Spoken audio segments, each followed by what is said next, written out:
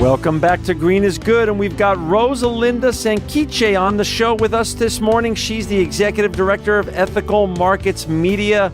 Welcome to Green is Good from beautiful Florida, Rosalinda. Oh, thank you for having me on. I appreciate it. Oh, we're thrilled to have you on. And Rosalinda, we have so many young people in the United States and around the world that listen to the show. Why don't you share, before we get into ethical markets, why don't you share a little bit with our listeners? How did you even get here? Well, it was actually two different pieces that got me to this stage. The first is that I was born in San Juan, Puerto Rico, and I grew up with spending the week in the city and then spending the weekend in what is now the national forest that we have there. It's a rainforest, the only one that we have in the U.S., and that was property that my very extended family had. So for me, it was really natural to go out into the wilds, literally, pick fruit off the trees. I learned how to make chicken soup, starting with cutting the head off the chicken. And I just felt very natural in that environment, and we were really protective of it. It was sustenance. So it didn't occur to me that anyone didn't see the environment that way. It's a very natural state for me, not anything that I had to come to, but more that I was born with. Wow.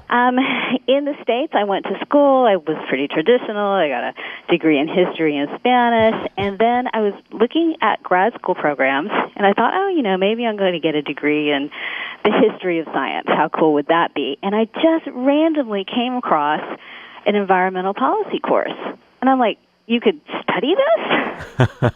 You could go to school and get a degree in something that I love and seems so natural to me, and I would know better how to work within these realms that I grew up in and work towards conserving it. So I got my master's degree from George Washington University and went to work for the American Wind Energy Association, and just through the normal course of employment, ended up at Ethical Markets Media. Wow. So it really was a combination of where I was born and then just luckily flipping through a book on grad schools. Well, you know how the old saying goes: "Man plans and God laughs." So you sound like it's been a great journey, and we're so happy to have you on. And why don't you share with our listeners out there today, what is the Ethical Markets Media? And for our listeners out there that want to follow along a little bit more, go to her great website, Rosalinda's great website, www.ethicalmarkets.com. So talk a little bit about Ethical Markets Media. Well, Ethical Markets Media was started by Hazel Henderson. She is a world-renowned futurist, alternative economist, and just amazing person all around, an autodidact who taught herself about economics and the economy. She cut her teeth with Schumacher, and he, very famous early on, and she has always had this vision and absolute confidence that we as a species can do better for ourselves and can do better to protect the world, and basically has been working on this message for 30-plus years. And one of the things that she realized was that the media, and you excluded, and thank goodness so many others, were just not really paying attention to the real stories. And that mainstream media was not going to get out the information that sustainability is something that can be managed profitably, something that we can actually have, and something that can improve the lives of everyone. So she started Ethical Markets Media with several different things. So we have the internet platform where we're constantly aggregating good news about the green transition. She also created a television series, and that has gone around the world, but it also has shown up on PBS stations here in the U.S. Yeah. We are now working on a series called Transforming Finance, and largely we look at these issues from a finance, from an economic perspective, from a macro perspective, looking at really the big picture, and then translating that to answer the question, what can you as the individual do, knowing that these issues are out there. Wow. So she also has written many, many books, writes articles all the time. So we're using media in all of its different forms to get out this really good news message. And one of the things that we've done is kind of broken our work into different programs. Right. And we found that we needed to do a lot of the research ourselves, since the media wasn't going to feed us any of this information. And one of the our most important projects is the Green Transition Scoreboard, where we track, and we've been doing this since 2007, how much private money is going into green transition technologies. That's excluding anything that any government anywhere in the world might be putting in. But we want to know how much are entrepreneurs, asset managers, VCs, private people putting in because they believe in these technologies, not necessarily because they're tree huggers, but because they know this is the way to go and that the profit in the future is in sustainability. Right. I'm looking at it right now on your great website, which for our listeners out there, it's www.ethicalmarkets.com. I see this green transition scoreboard right on the landing page of your website. Yeah, and so Hazel came up with the icon, and she came up with the idea. We have a team of researchers. Hazel and I write the report every year. We do an update at the mid-year point that comes out around August. We just did our latest update that came out at the end of February that showed that there's $4.1 trillion since 2007 being invested in green transition technologies.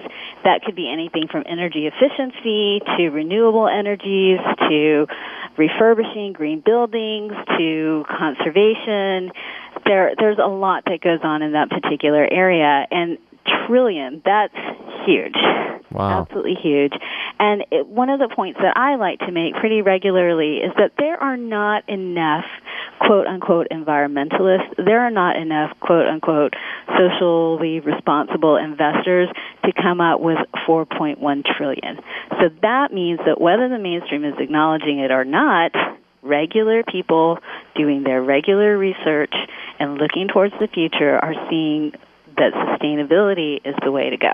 Got it. Well, we agree with you. And so talk a little bit about what's your hot topics right now. You're the executive director. What are your current priorities and projects that you're working on? And what is this project called Ethic Mark? Okay, so the Ethic Mark, also created by our brilliant leader, Hazel Henderson, is a program where she realized that a lot of media is driven by advertising. Advertisers pay the fees. They're the ones who take out the ads, and so therefore they have a lot of control over what everybody sees. They also have an immense amount of power in dictating what we think, how we feel, what it is that we purchase. And there is no real way that we can beat up on advertisers and say, you're doing this all wrong. Right. You are manipulating your power, not for the greater good. And instead she thought, well, how can we put out a carrot that says advertising with all of its power can actually do well? And so that's when she created the Ethic Mark, which is an award that is given for advertising that uplifts the human spirit in society. And our award in 2012, we had two categories, one for-profit and one for non-profit. And we gave the for-profit to Tom's Shoes for their project that's called One Day Without Shoes. And it was this amazing trailer that showed a lot of celebrities and a lot of regular people all around the world saying, we're going to go without shoes for a day so we can sympathize and be able to know what it is that people all around the world, billions of people, go through without having proper footwear. There are so many diseases that are transferred that way, and illnesses and infections, and Tom's gives a pair of shoes for every pair that they sell. So that was our for-profit video. And our nonprofit category was World Fair Trade Day 2011, and that was won by 10,000 Villages. And it's interesting that they received the nonprofit award when actually they are provide merchandise for stores, both their own stores and other fair trade stores, again, all around the world, that sell products that are sustainable in their manufacture. That's one piece of it, but also provide living wage for those people who are creating these products. Wow. And so these are advertisements that are out there showing the world that there is another way that we can do this. And both of them, I use those two as an example, right, because both of those fit into our, unfortunately, very commercial world. Right, right. We like to buy things, whether that's good or bad. I'll let somebody else decide. But Right. if we're going to purchase things, then there are lots and lots of items that can be purchased that are going to help make the world better. And so in 2012, the ethic mark picked up on that particularly. Got it. And then so what's the future hold with regards to the ethic mark in terms of participation, and who else can participate in the future? Anyone can nominate an advertisement. Okay. Absolutely anyone. And that's really exciting for us because we have accepted nominations from Korea, from Brazil, from England, definitely from the United States, from Germany. They're just coming. They come in from everywhere. Some of them are funny. Some of them are poignant. Some of them are campaigns that are restricted to the internet. Some of them are just newspaper campaigns. I don't know if you remember a few years ago, there was an ad by Patagonia that said, "Don't buy this jacket." Right. And it was it was their Christmas ad. And it was remarkable. It was so powerful because basically it said, if you buy our products, just buy them when you need them. They're that good, and that you're paying for that kind of quality. And if you don't need it, don't get it. We'll be here when you do. Right. And that was a really powerful message. So they actually were runner-up a couple of years ago. So that is an example of a print campaign. Sunita, which was one of the co-winners from last year, was an online campaign that mostly went out through YouTube videos, and that was the power of community to come together and say, we want a voice. It had actually nothing to do with sales, but it was still a form of advertising, a form of campaign that said, how can you get involved? So we're looking all over the place. Great. I'm on the judges panel, and I tend to prefer funny ones. Good. And Rosalinda, we're going to have you come back and talk more about Ethic Mark and Ethic Markets Media. But thank you for coming on today. You're an inspirational green leader for our listeners out there. ethicalmarkets.com. Rosalinda Sanquiche, you are truly living proof that green is good.